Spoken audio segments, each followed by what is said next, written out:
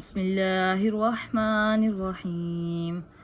وإذ قال موسى لقومه يا قوم اذكروا نعمة الله عليكم إذ جعل فيكم أنبياء وجعلكم ملوكا وآتاكم ما لم يؤت أحدا من العالمين. يا قوم ادخلوا الأرض المقدسة التي كتب الله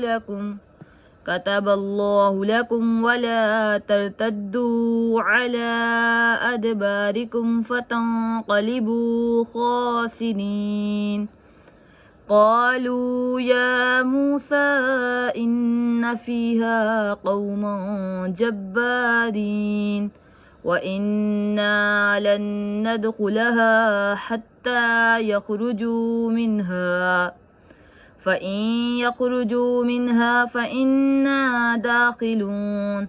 قال رجلان من الذين يخافون أنعم الله عليهم ادخلوا عليهم الباب فإذا دخلتموه فإنكم غالبون وعلى الله فتوكلوا إن كنتم مؤمنين.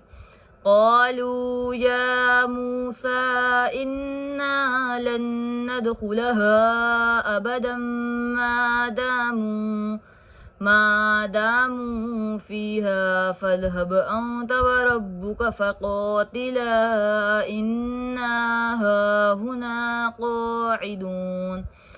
قال رب إني لا أملك إلا نفسي وأخي فافرق بيننا وبين القوم الفاسقين।